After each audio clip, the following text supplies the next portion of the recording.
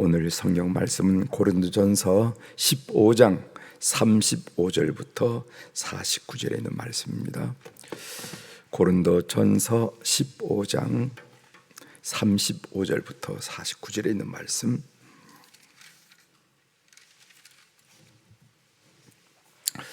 이제 15장 35절부터 제가 봉독해 드리겠습니다.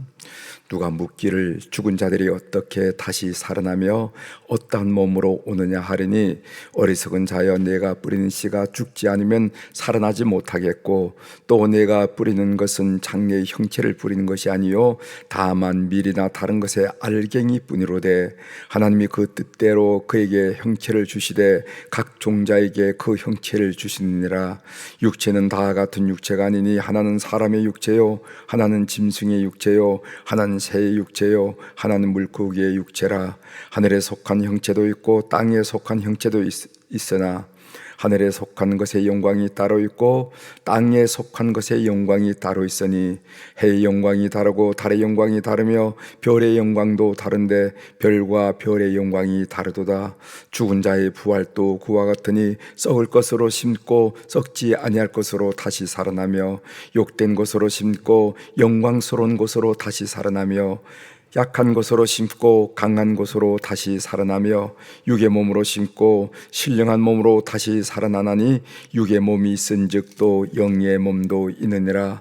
기록된 바 첫사람 아담은 생명이 되었다 함과 같이 마지막 아담은 살려주는 영이 되었나니, 그러나 먼저는 신령한 사람이 아니요 육의 사람이요 그 다음에 신령한 사람이니라.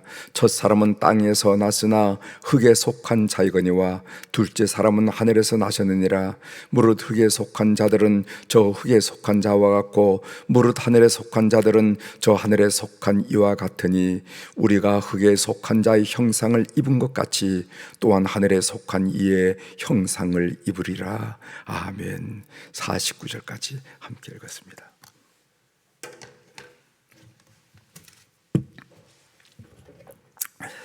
오늘 우리가 읽은 고린도전서 15장 35절부터 49절에 있는 말씀을 중심으로 주제를 순교 신앙은 부활 신앙에서 비롯됩니다 하는 그런 말씀을 함께 나누려고 합니다.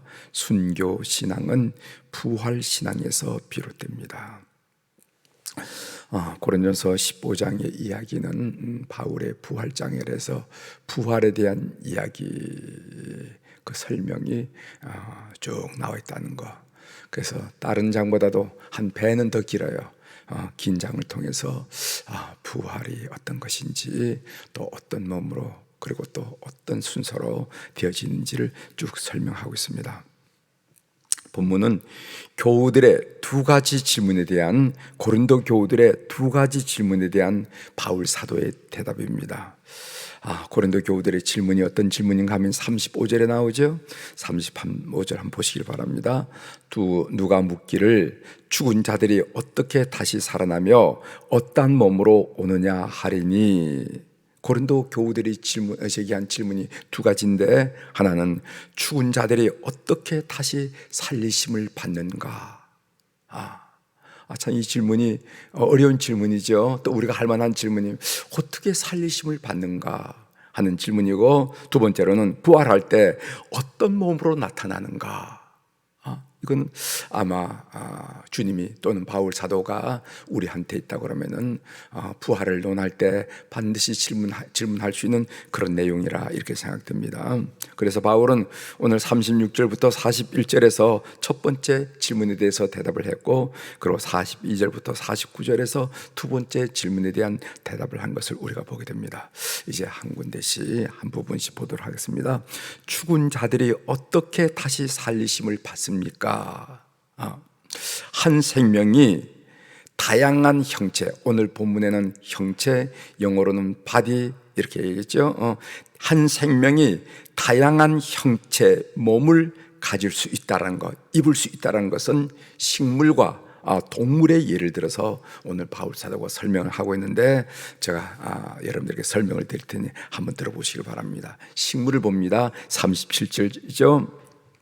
또 내가 뿌리는 것은 장래의 형체를 뿌리는 것이 아니요 다만 밀이나 다른 것의 알갱이 뿐이로되.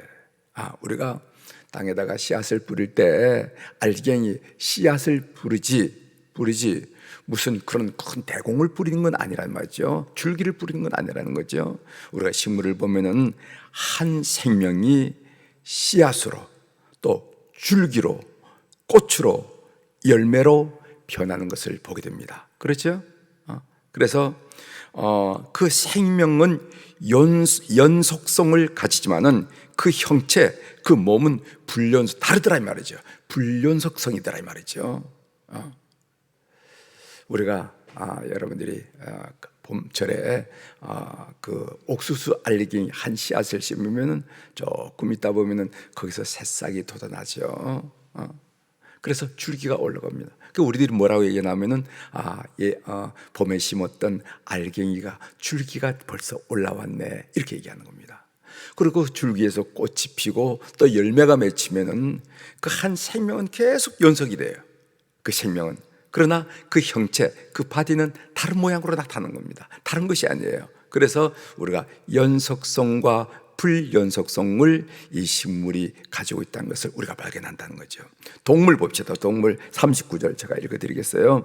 육체는 다 같은 육체가 아니니 하나는 사람의 육체로 하나는 짐승의 육체요 하나는 새의 육체요 하나는 물고기의 육체라. 이 동물, 특별히 곤충을 보면은 한 생명이 알, 그 다음에 그 알이 지나서 애벌레로, 또 그 애벌레가 번데기로, 그 번데기가 나비로, 그 나비가 또 알을 낳고, 그 알이 애벌레로, 번데기로, 나비로, 이거 우리가 그걸 보고 뭐라고 그럽니까? 변태라고 그럽니까? 그 모양이 바뀌어지는 거예요. 그러니까 그 생명은 하나예요. 하나가 계속. 그래서 연속성이라 말한다고 그러면은 그 형태는 때로는 알로, 때로는 애벌레로, 때로는 번데기로, 때로는 나비로, 또다시 알로 이렇게 변화되는 것을 우리가 보게 됩니다. 그것은 그 형체는 불연속성이에요. 그래서 연속성과 불연속성이 한 생명이 갖고 있다는 것을 우리가 알고 있다는 것이죠. 여러분 이해가 되시죠? 이런 자연의 이치도 우리가 경험하지 않냐 말이죠. 이런 자연의 이치를 보듯이 인간 생명은 연속성을 가지되, 우리가 부활의 몸을 갖는다 하면은 김진홍이 아는 다른 무슨 최진홍이가 나타나는 게 아니야. 그 생명은 똑같아. 그러나 몸은 이 세상 대기권 안에서 살아갈 수 있는 이 몸과 부활의 몸, 영원히 하나님과 더불어 살아갈 부활의 몸은 불연속성을 가진다 이 말이죠. 확실한 것은 우리의 생명이 입은 옷도 그 형체가 다를 수 있다라는 것을 바울 사도께서 우리에게 말씀하고 있는 것입니다. 그렇다면은 이 부활할 때의 몸은 어떤 몸인가? 바울은 이어서 길게 설명을 하죠. 제가 네 가지를 지적할 텐데, 하나는 썩지 아니할 몸이다. 42절 보십시오. 죽은 자의 부활도 그와 같으니 썩을 것으로 심고 썩지 아니할 것으로 다시 살아나며. 그랬어요. 우리 육체는요 다 썩잖아요. 썩지 않은 육체가 어디 있겠어요? 죽으면은 다 썩습니다. 그런데 그 썩는 것이 아니라 썩지 아니할 몸이 부활할 때의 몸이다. 두 번째로는 영광스럽고 강하다고 그랬습니다. 43절, 욕된 곳으로 심고 영광스러운 곳으로 다시 살아나며 약한 곳으로 심고 강한 곳으로 다시 살아난다. 이것이 바로 부활의 몸이라는 거예요. 부활의 몸. 욕되잖아요. 우리가 이 몸을 쓰고 이 세상에 살면서 얼마나 많은 잘못을 저질렀습니까? 이 몸을 쓰고. 그래서 이 몸 욕되지만은, 그러나 이 욕된 곳으로 심고 영광스러운 곳으로는, 하나님 앞에 나타나도 부족함이 없는 영광스러운 곳으로 나타난 겁니다. 약하잖아요.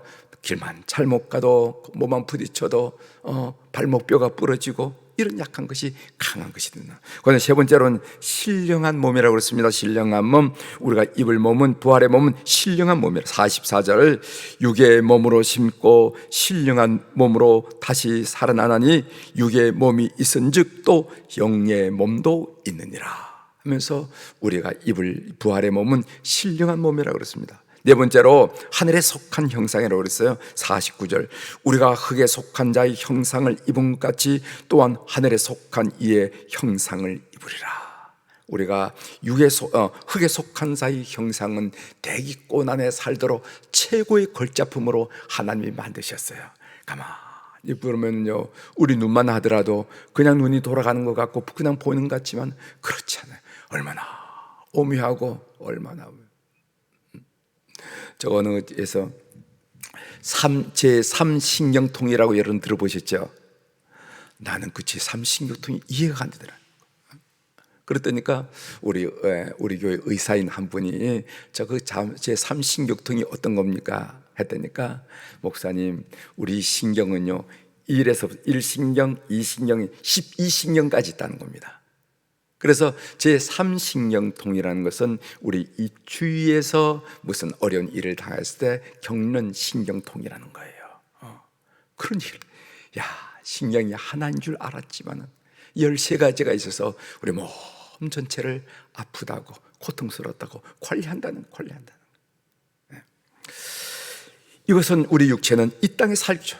그러나 하나님과 이 창조의 세계를 훌쩍 뛰어넘어서 하나님과 영원히 사는 것은요, 스피리추얼 바디, 영적인 형상이 필요하다는 겁니다. 그 이야기를 하는 거예요. 성도 여러분, 그런 부활의 몸이라는 것에 있는가 보다라는 것이 아니라 내가 그런 몸을 입는다고 한번 생각해 보시길 바랍니다.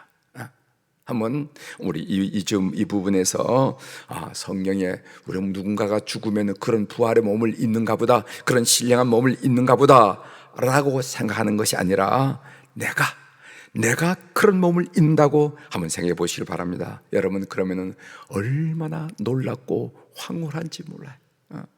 내가 그런 몸을 입는다고, 이 김진호이라는 이 존재가 그런 몸을 입는다고 하면은 그 순간 얼마나 놀랍고 황홀한지 모릅니다. 여러분 꼭 기억하시고 확신하시길 바랍니다. 오늘 44절에 보면은 육의 몸으로 심고 신령한 몸으로 다시 살아나나니 육의 몸이 있은즉 또 영의 몸이 있느니라.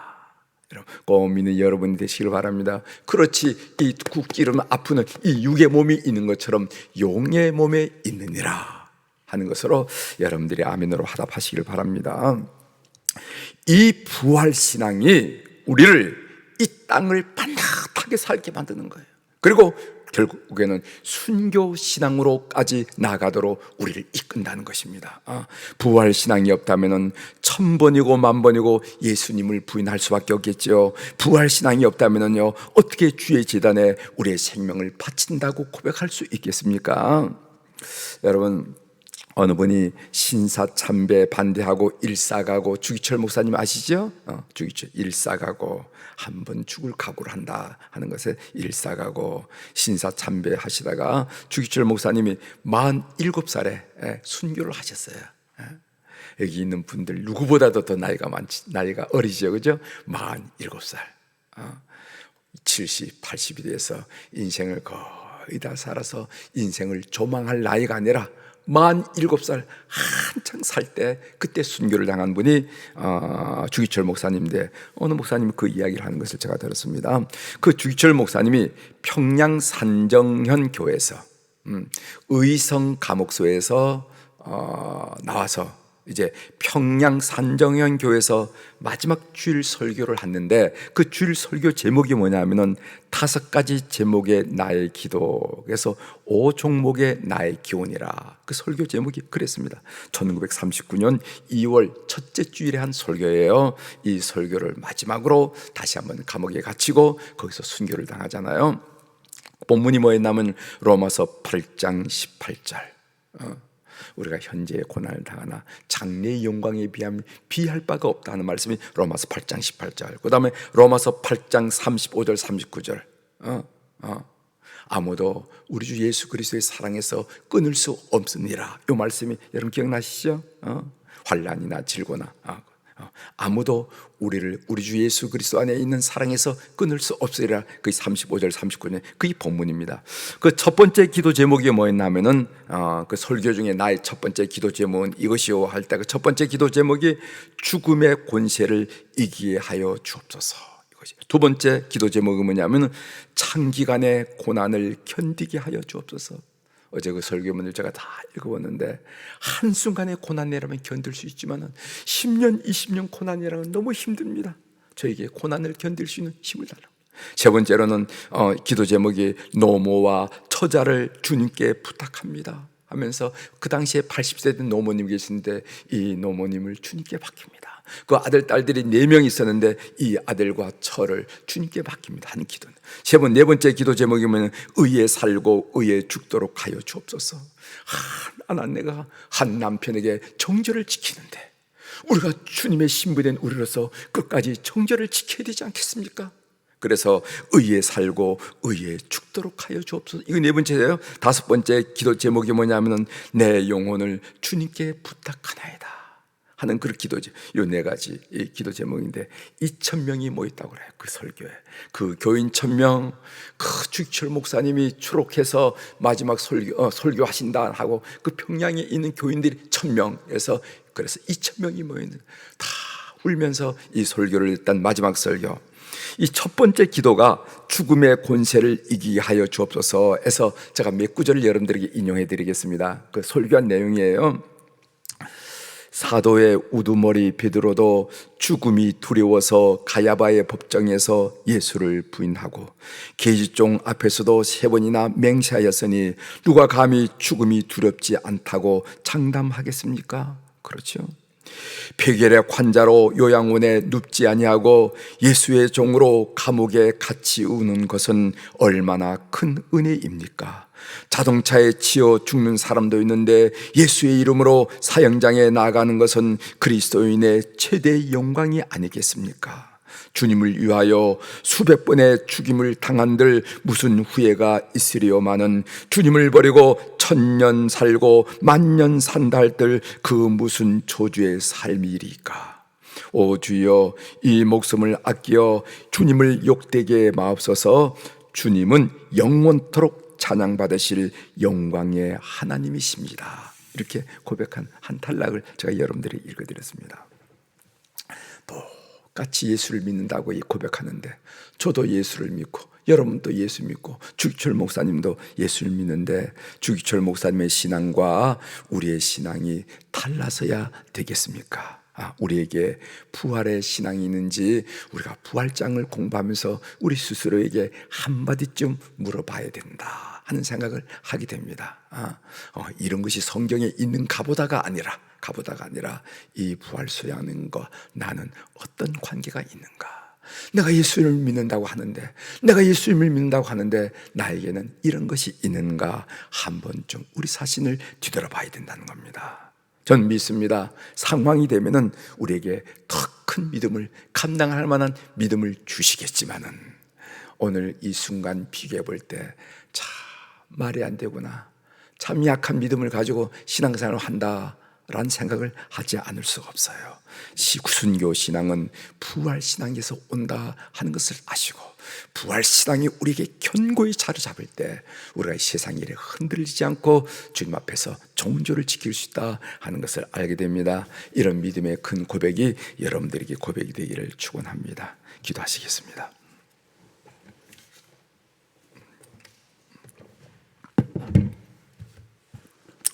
하나님 아버지, 우리가 고린도전서 15장 고린도 교우들이 질문한 그 질문의 내용을 우리가 함께 묵상하면서 하나님, 바울 사도는 그런 부활의 신앙을 가지고 우리의 믿음의 순교자들은 그런 부활 신앙으로 순교의 신앙에 이르렀다는 것을 우리가 역사적으로 알고 있는데, 그렇다면 21세기 이 땅에 살아가고 있는 나는 어떤 신앙을 생활하는지 우리가 한번 스스로를 뒤돌아보자고, 스스로를 조명해 보자고 함께 나누었습니다.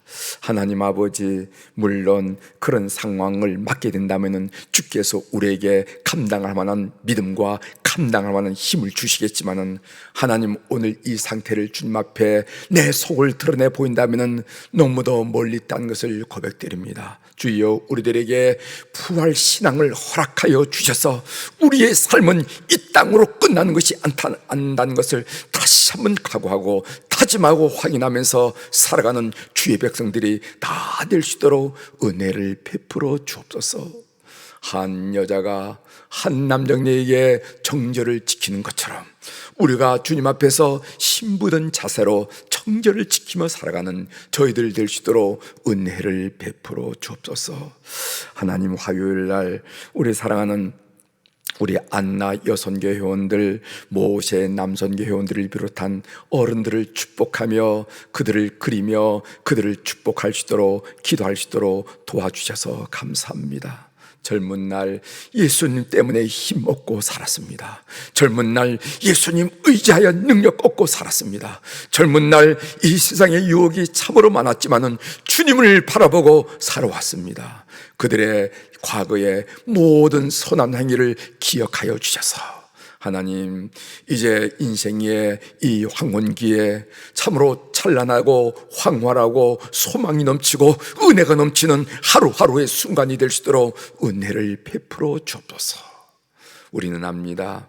동력이 밝아오는데 그 웅장한 순간도 우리에게 감격이 되지만은, 황혼의 노을이 짙어졌을 때 그 서쪽 하늘을 붉게 물드는 걸 보면서 그 황혼의 아름다움을 저희들도 알게 됩니다. 우리 교회 모든 어르신들 하여금 황혼의 아름다움을 마음껏 누릴 수 있도록 소망 중에, 기쁨 중에, 감사함 중에, 평안 중에 살아갈 수 있도록 은총을 베풀어 주옵소서. 그 무엇보다도 믿음은 열매가 있는 것인 줄 믿사오니 그들의 자녀 손들을 통해서 믿음의 역사를, 열매를 경험하면서 우리 하나님 그 약속에 신실한 분이라는 것을 자녀들의 성장을 통하여, 자손들의 성장과 하는 일을 통하여 경험할 수 있도록 은총을 베풀어 주옵소서.